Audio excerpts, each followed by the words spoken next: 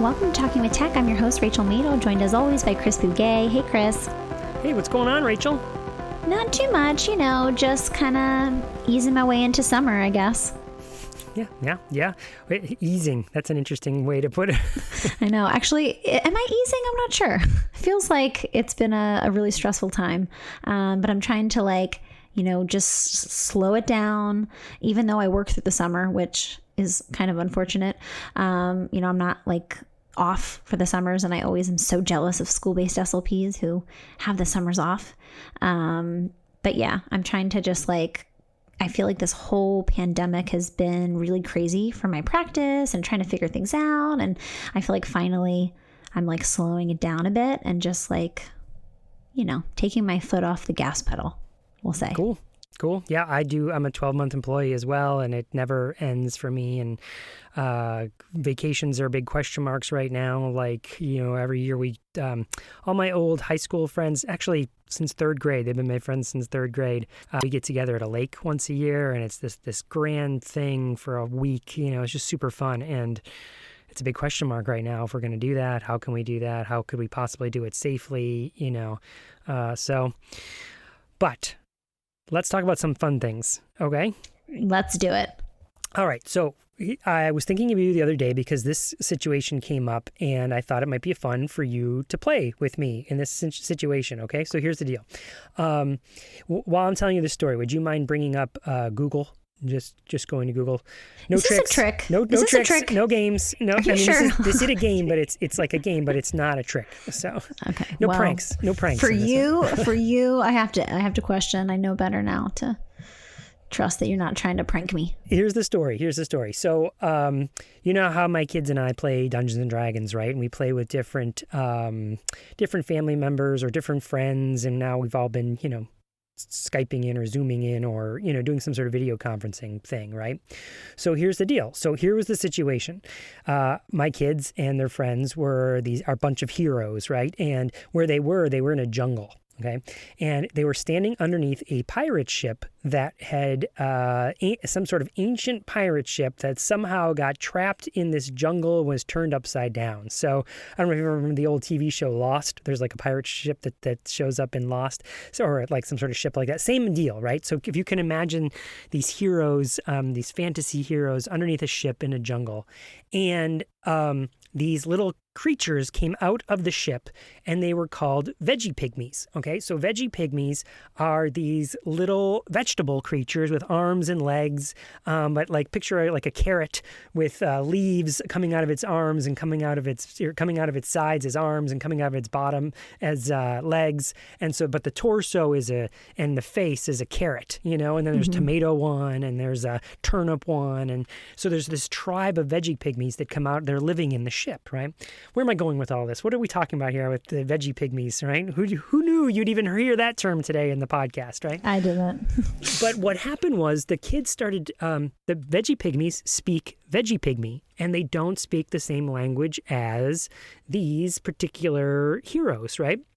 So they ended up making friends with the veggie pygmies, and they were trying to get the ship turned around, and they wanted to make the ship fly. Imagine inflating these balloons, and the ship would now lift up into the sky, and the veggie pygmies would help them with this whole endeavor, right? But what popped up in the middle of this was that they wanted to communicate with the veggie pygmies, and they said, over the week that we were working with these veggie pygmies, we're friendly with them, but we're trying to communicate. Could we learn veggie pygmy, what we learn? And so I had them, and this is why I asked you to bring up Google, is I had them roll a dice and then add what we call it a modifier. So your characters have different scores. So you have a strength score, and that's how strong you are. You have a dexterity score, and that's how fast you are. And one of the scores is a wisdom score, an intelligence score. And so anyway, I just had them roll a dice. So that's why I brought up Google, because you can actually do that in Google. If you wanted to roll a dice here, Rachel, you could say, roll D20, and it would give you a number, right? In this case, I had them roll a little bit less. So let's say D12. So can you type that in? Roll D12. Perfect. And what comes up, you rolled it. So you see it comes up with a little dice roller thing, right? Mm-hmm. They actually take the physical dice and roll them. But if you press on that 12, because that's like a 12-sided dice, Okay, so you rolled a 7 out of 12, right? And so when they rolled their dice, I asked them to come up with, okay, give me 7 words. Over the week that you were with them, these veggie pygmies, you learned 7 words or whatever they happened to roll on their dice, you know. You rolled a 7 there, Rachel. So what would be your 7 words if you had a week? And it was such a great little experiment for the kids because they had to think like, well, what words would I want them to learn? And, you know, what words would I want them to teach me so I could communicate most effectively when we're eventually flying over the jungle in our ship? You know what I mean? Yeah. So okay, Rachel, here you go. You got 7 words. You're now one of the heroes that are on the ship talking to veggie pygmies. And because you rolled a 7, what would be your 7 words that you'd go with? Wow. Okay. So this is the veggie pygmies are talking to each other. The veggie pygmies I want to talk. So you're working with the veggie pygmies for a week. And while you're with them, they're trying to teach you their language. So you are going to learn, because you rolled a dice to see how many words you would learn. And because you rolled a 7, you get to learn 7 words. So in the future, now you'd know these 7 words. You'd be able to use them with the veggie pygmies. They'd understand you when you tried to, maybe your accent would be terrible. I mean, you're not an expert in veggie pygmy, Rachel. But man, am I nerding out on you right now. I'm literally like, we're so like in Nerdville that I don't even know how to get out.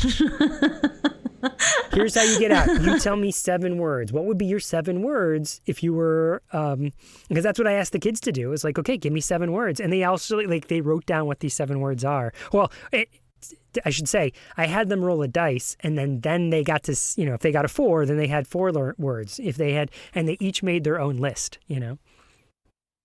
First of all, let me just say I had no idea that Google had this dice capacity. So game changer. Circling back to my veggie pygmy words, I feel like a good one would be go, right? Yeah, totally. Like go. I think so. Okay. Stop. There you go. Okay, go and stop. Feels like another good one. Yes and no. Although, well, can veggie pygmies gesture? I would think they can, yes. Okay, so maybe not yes and no, because we could use gestural communication for yes and no. A head nod and a shake. We need to be strategic if I only have 7. What else? I also just thought of pronouns, so I was like you, but then I also was like, we could gesture for that. I could point like you. Maybe, I don't know. Take? Maybe take. Take it? Mm-hmm. Take? I guess it just depends on like, what are these veggie pygmies doing? And like, what do I need to do with them? Like what kinds of activities are going to be doing together? Well, you would be flying a ship together over this vast jungle, exploring the jungle together, landing in different places, and they'd help you fly the ship. And we didn't want to, the kids didn't want to, they needed the ship, but they didn't want to kick them out of their home. These veggie pygmies are living in this ship, you know? So they said, hey, you want to come with us? You know, help us fix the ship and we will take you on massive adventures, veggie pygmies. You don't have to live this isolated life here in the jungle. Mm-hmm. You know, I think another one would be now and later. Now and later. Because I feel like you could tell somebody you want to do something, but you need to know when. Mm-hmm. Mm-hmm. There's some immediacy there. Like, that's cool. That's a good way to think about it. Yeah. Yeah, I don't know. This is interesting, but I like where you're headed with this because as you can see, I'm using mostly core words. Actually, all core words, I believe. Well, that's what was fascinating to me is I really wanted to see what the kids would come up with. You know, these are kids that, I mean, 2 of them are my own kids, but they wouldn't really know what core vocabulary are. I mean, they've certainly seen. You've heard my daughter on the podcast talking about how she uses AAC, but I don't think she looks at those words. She just accepts these are the words on different AAC devices. She doesn't think, well, why are these words here or why aren't different words here? You know, so them really coming up with it. You know, it's a great little exercise. So how about we leave it this way, Rachel? Let's ask the listeners to participate in this little activity, right?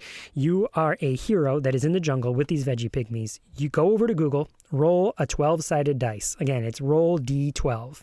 Whatever the result go ahead and post it in the Facebook group. Say, I got a 9, and then post what your 9 words would be. Like as you're walking around listening to this podcast, or you're on the treadmill, or you're doing the dishes, wherever you listen to this podcast, pause it and think about it. What would my 9 words be if I just met somebody from a different culture and I really needed to communicate with them? What would be the first words that I want them to learn? I think it's an interesting exercise in linguistics, and it really helps you think about what core vocabulary, the power of it, you know?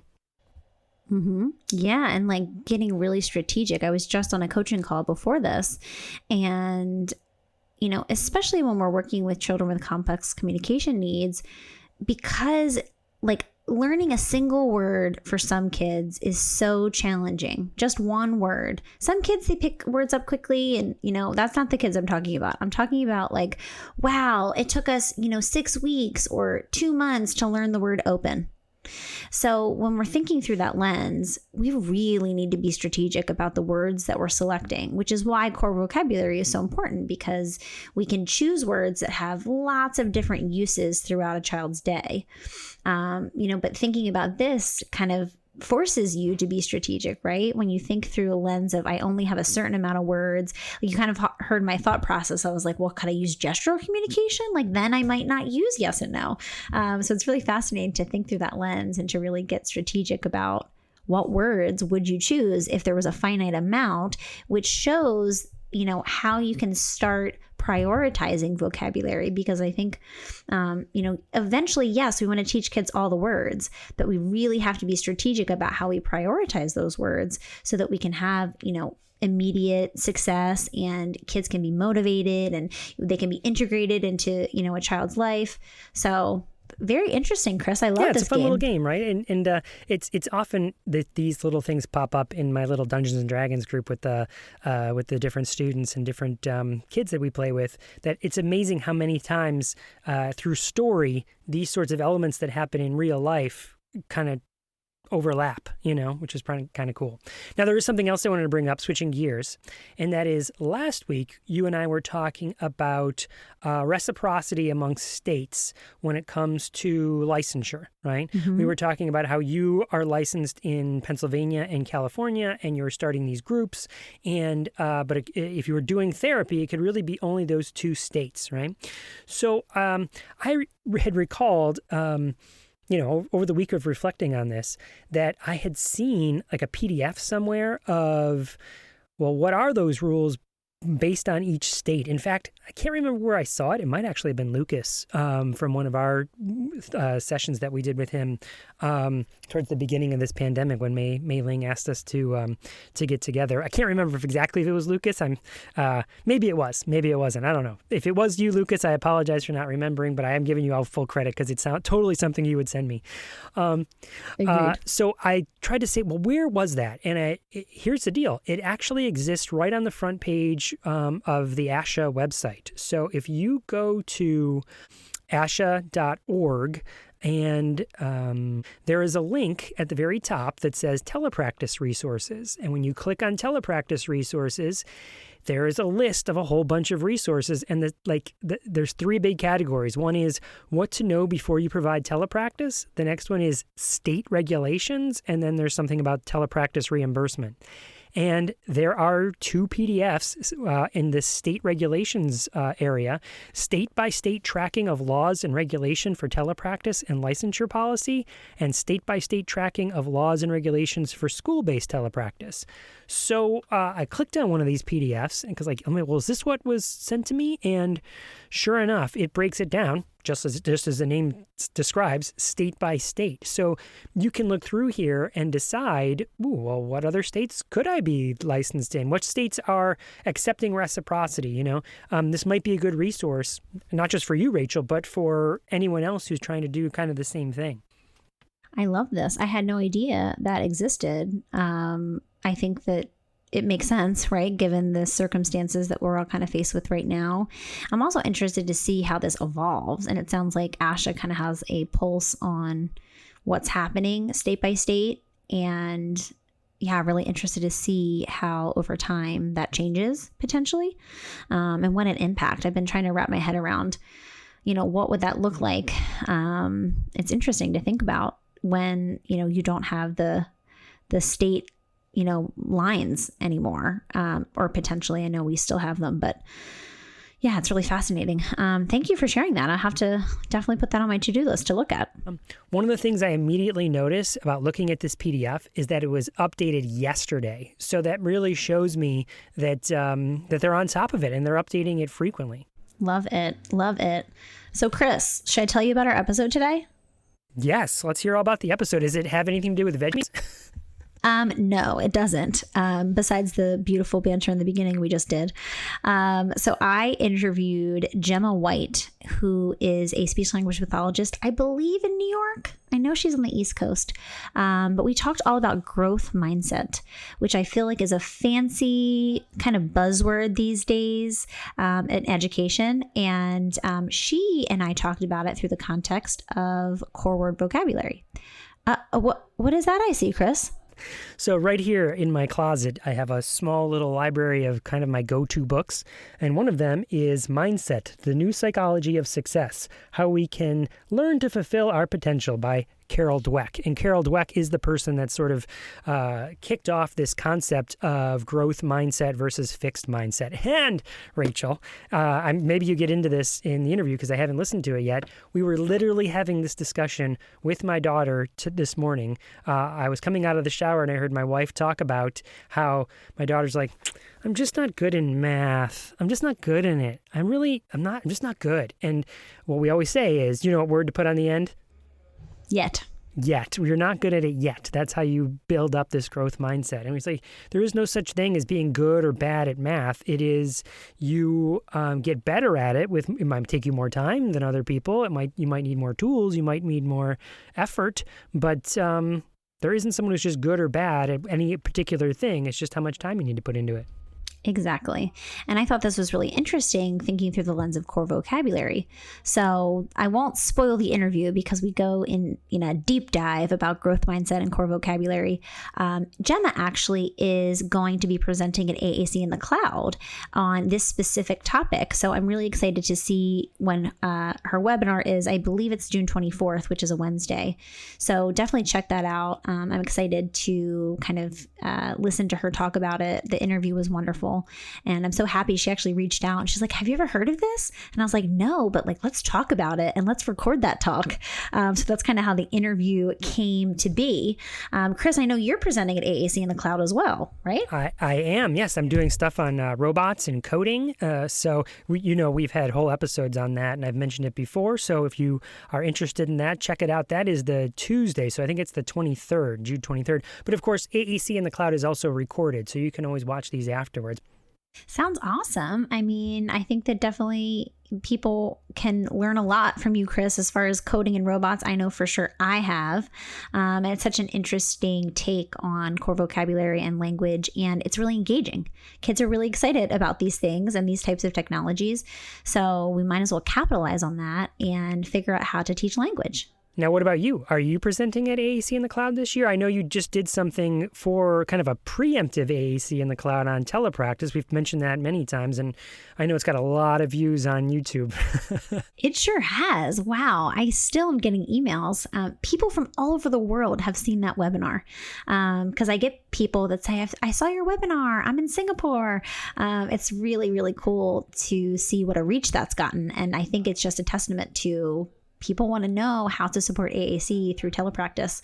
But yes, I actually am going to be co-presenting with Lauren Enders, which I'm really excited about. We've been talking about presenting together for a really long time, and it's finally coming to fruition. Her and I feel like both have a love and passion for really fun apps and engaging activities. And so basically that's what we're going to be talking about all, through the lens of telepractice and remote learning, what kinds of really, exciting and motivating games and apps and, Chrome extensions and all these things that you can use in your therapy to get kids engaged through screens. So I'm really excited to it was a last minute decision, but I'm excited to join the AAC in the Cloud for a second go around this year.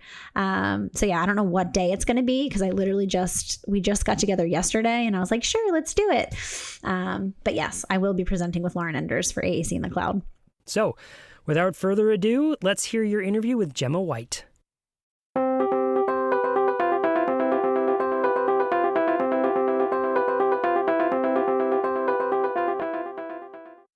People all over the world need augmentative and alternative communication. Despite the global need, some areas of the world don't have access to the same resources as others. Low-tech AAC can be a functional, cost-effective way to bring communication to more people universally. Low-tech tools are also used widely by high-tech AAC users to have a backup or alternative means to communicate. These low-tech tools often get torn, crushed, crumpled, soaked, or otherwise destroyed easily. They aren't often made with durability in mind. Enter Pixie, a durable low-tech solution. Place printed symbols in transparent plastic containers called Pixie snaps, which fit snugly into a portable carrying case. Each case allows for 3 double-sided Pixie snaps, giving people 6 surfaces to interact with. The carrying case acts like a book, allowing a user to flip between multiple pages of symbols. This innovative design makes Pixie the perfect portable, customizable, and splash-proof low-tech solution. You can check it out for yourself by following @PixiePal on Facebook. But that's not all. PixiePal has partnered with some amazing organizations, such as the Nika Project, the Kaizora Center, OIC Cambodia, and many more to help bring functional and affordable AAC to anyone in the world. PixiePal has been a UNICEF Champions of Children supporter since 2019. The first generation of PixiePal is blue, in tribute of UNICEF's work worldwide. A PixiePal crowdfunding campaign has already launched. You can follow, comment, and share the initiative by going to pixiepal.com. That's PICSEEPAL.com. That's pick like picture, see like with your eyes, and pal like a friend. Send them a direct message and register your interest for one of the first PixiePals ever made. Each time a PixiePal is purchased, another PixiePal will be donated to one of these trusted partners. The goal is to donate 1 million PixiePals worldwide. To join us in being part of this global movement, go to facebook.com/PixiePal and hit the follow button to help bring AAC to everyone in the world who needs it.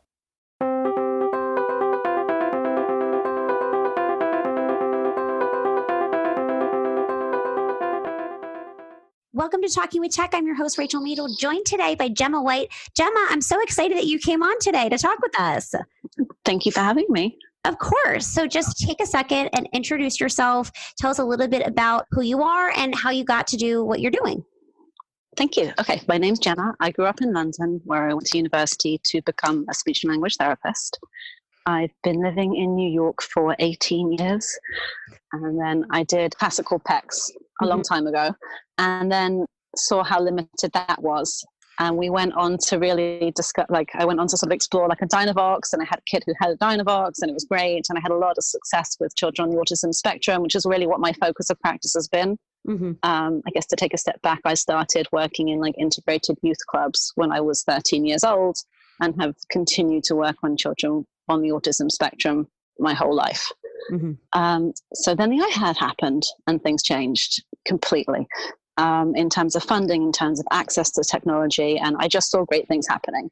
So my clinical experience with AAC has just grown, and at this point, my private practice really revolves around both AAC and feeding. I look very holistically at kids, and those are the children with complex communication needs. Those seem to be the 2 areas that over the last 20 years of practice I've focused on. I love that. You're also you're from London. Yes. Or the UK. And yes. You've been living here for how many years? 18 years. Wow. I got married and moved over with my husband. He's from Texas. And I've been working here the whole time. I've had to do, the conversion. But yeah. So I have to say, I'll tell you our listeners how we came to find each other. Gemma reached out to me and she asked me a question that I had never been asked before, which was, how are we using core vocabulary to support a growth mindset? So we're going to deep dive into that conversation a little bit because I think it's fascinating. I've never thought about it until Gemma brought it up to me. So first, Gemma, let's start off by just telling people who may not know, what is a growth mindset? So the idea of a growth mindset is that our brains can grow, and that when we make mistakes and we try, our brains grow more. And that when we really identify those 2 concepts and we talk about having a growth mindset as opposed to a fixed mindset, which is something that Carol Dweck identifies. And she really, so a fixed, like the idea of a growth mindset is that, that intelligence and personality and abilities can grow and change and develop, as opposed to like a fixed mindset where like people think that these are like fixed ideas. Mm-hmm.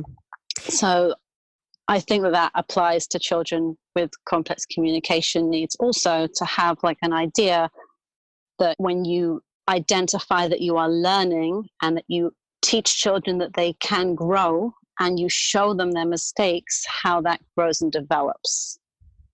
And so just to clarify, this is something that we try to foster in the students that we work with, is this idea of a growth mindset. So a growth mindset is something that an individual possesses, right?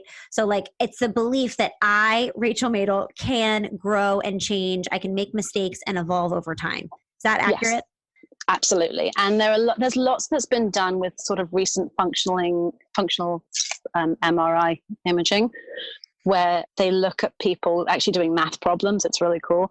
And when they whiz through the maths problems, nothing really happens. But when they make a mistake and they look at the mistake and they realize that mistake and they fix that mistake, like things start lighting up. Wow.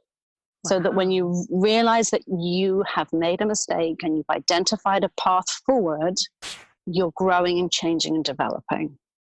So how that applies to our children on a very different level, I think is really important, and something I've started to delve into literature. I know that I've asked this if anybody's on, the SIG 12, since one of the Facebook groups. I'm new to Facebook. I'm trying, but I put a question out there, but nobody really answered me. So I started to do some literature reviews, and just for my own idea. And there was somebody who did a study that looked at growth mindsets with children with special needs, and they looked at it in terms of not academic gains, but in terms of, was there a motivation?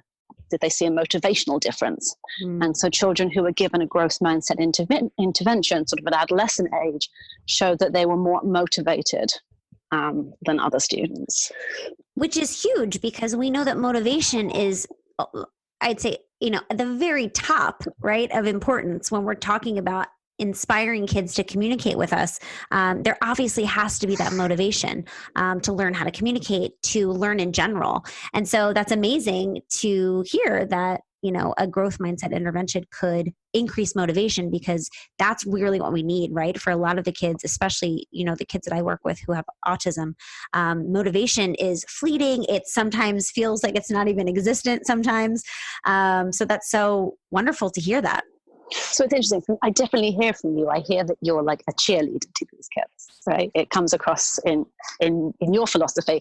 But I think that within a growth mindset, it's more than just that. It's the idea of fostering like an environment where the children can be brave to make the mistakes, and then creating the language of constructive feedback, where you can then sort of challenge individuals in terms of feedback, sort of what did I do right?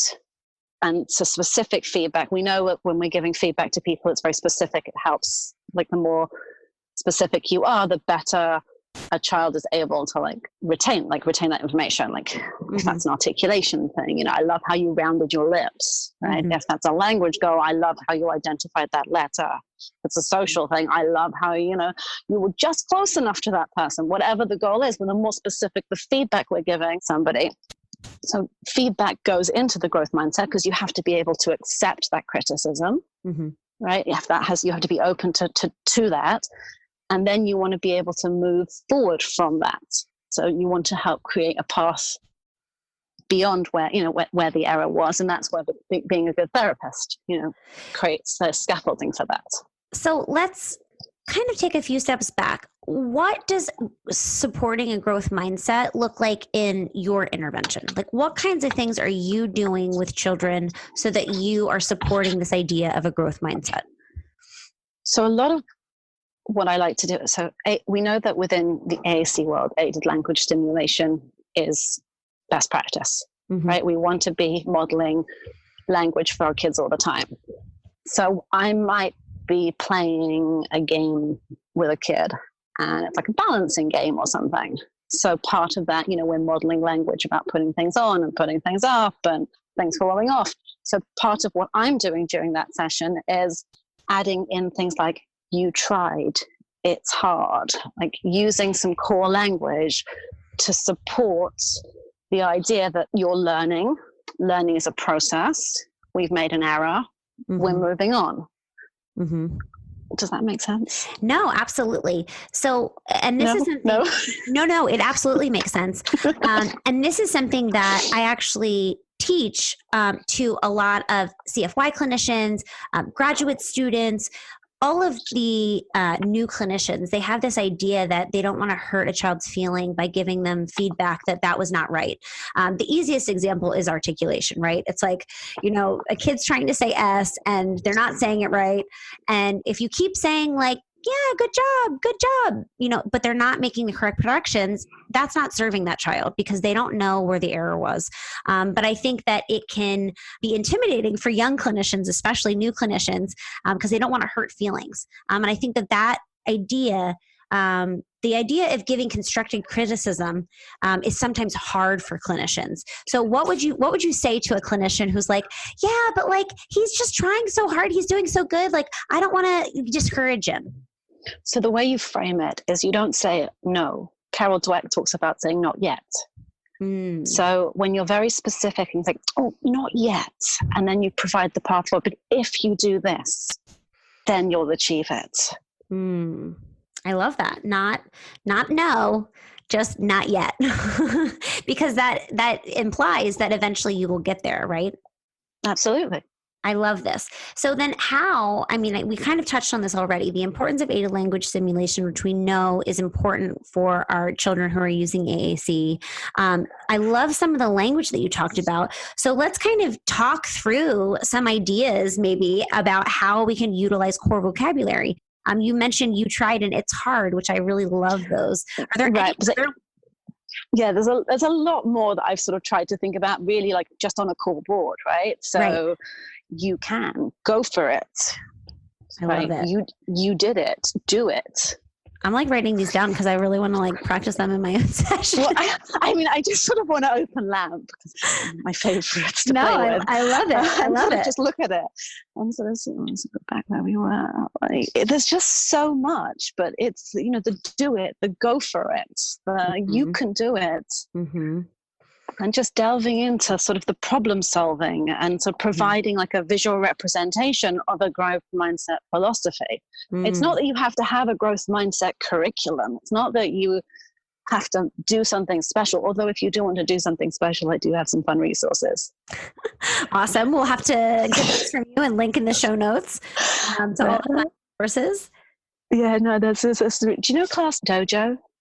No. Classroom Dojo? No. Oh, so they have a whole behavior behavior data collection thing that a lot of classrooms use. Okay.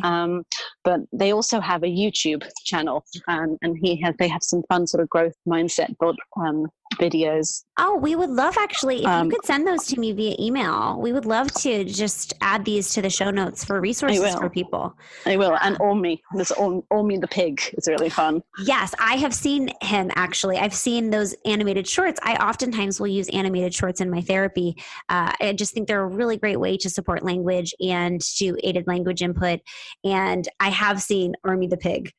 He's on my playlist. Right. So trying, that's it. That's exactly it. You're using a growth mindset philosophy to target, just as the vehicle, as the activity to play with other goals.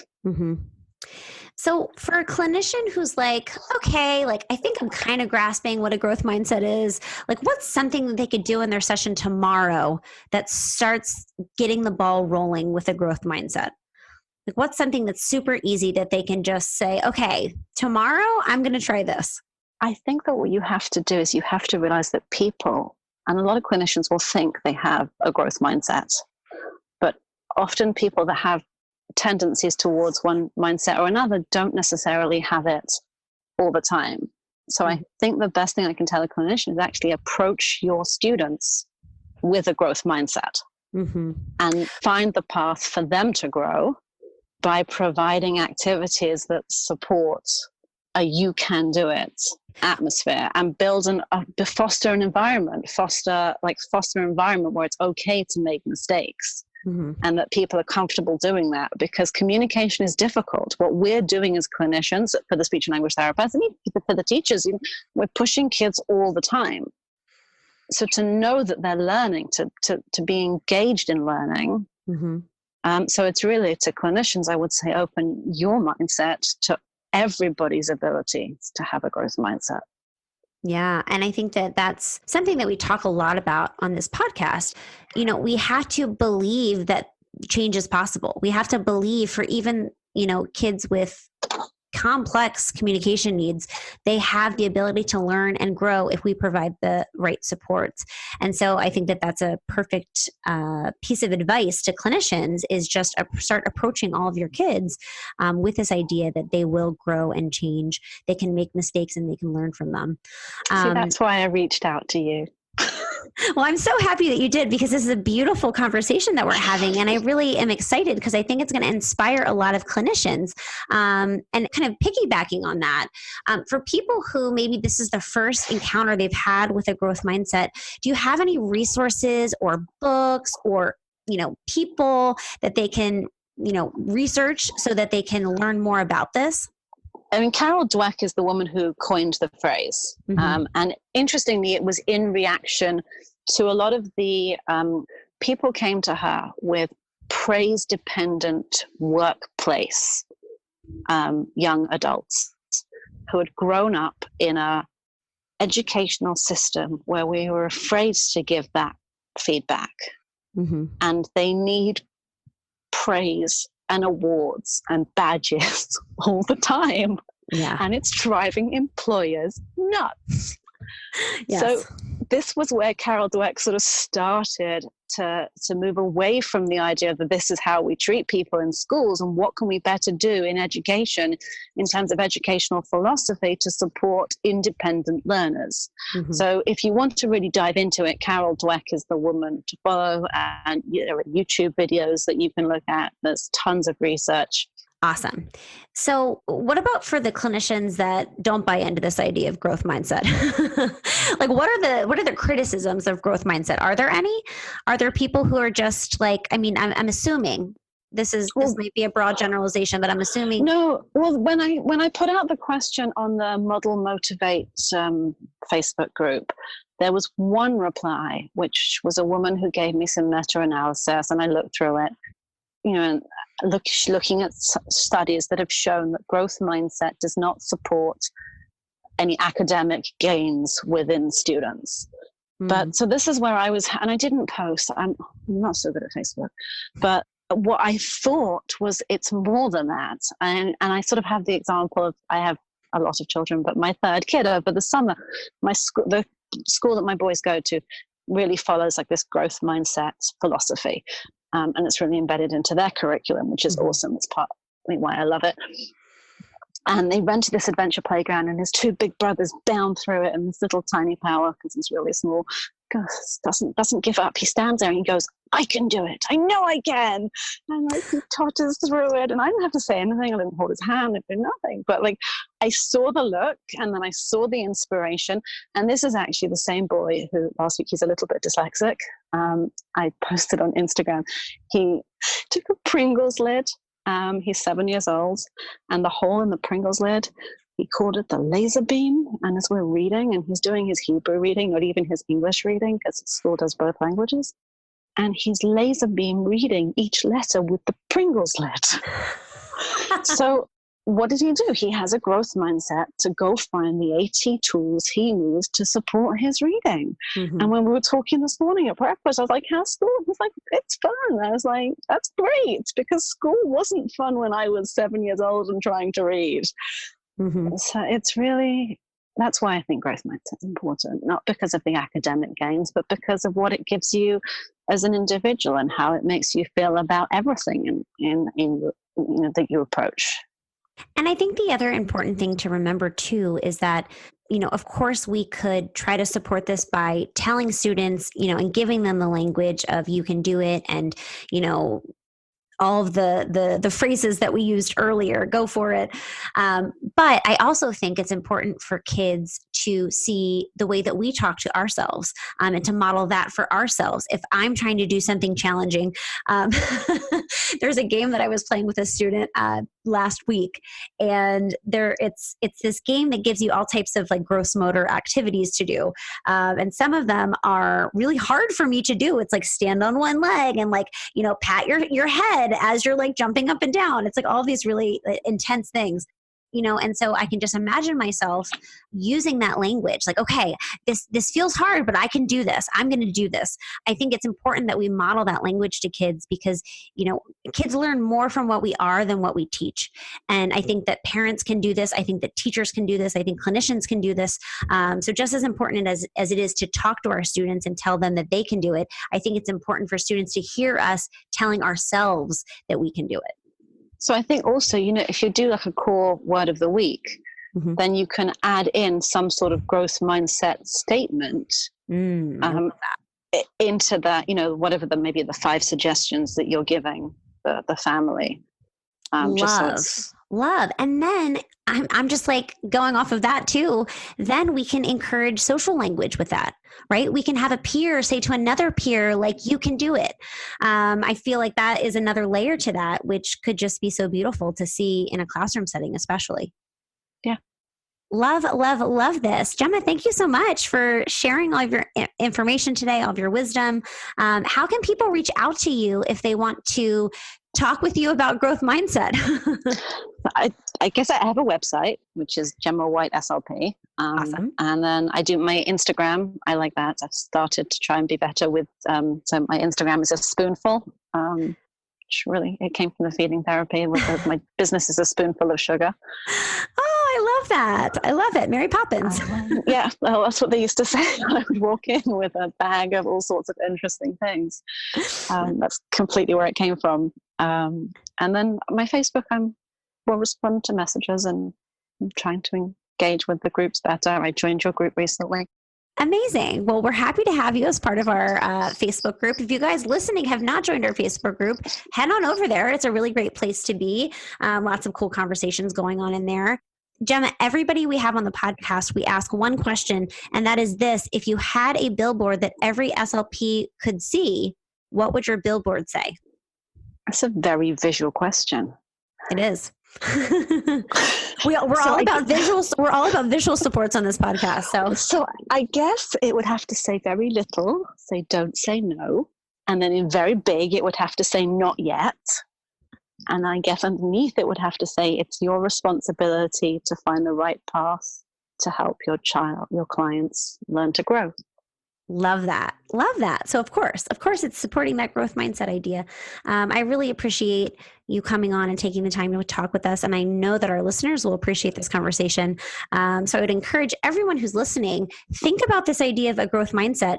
I would say if anybody has any research ideas of how to actually go about researching it, I'm much more clinical than I am research-based, but I do think that there might be something out there. I love this. Yeah, absolutely. So yeah, if you're listening, definitely think about how you can incorporate this into your practice, because I think it's really important that we foster this idea, even more important for children with special needs in our community, because I think that oftentimes kids get very discouraged very quickly. And this idea, it's like the learned helplessness that people have. It's like it's avoiding the idea of the learned helplessness. Absolutely. Like a lot of those, I don't know how many young adults you work with. Sorry, I can talk about this forever. But no, I don't know how many young adults that you work with, but they definitely have an idea of learned helplessness. That if you foster a growth mindset, you can avoid that. Absolutely. Well, Gemma, thank you so much for coming on. We will link to everything in the show notes so that people can access your website and they can follow you on social media. For Talking with Tech, I'm Rachel Madel, joined with Gemma White. Thank you guys so much for listening, and we will talk to you guys next week.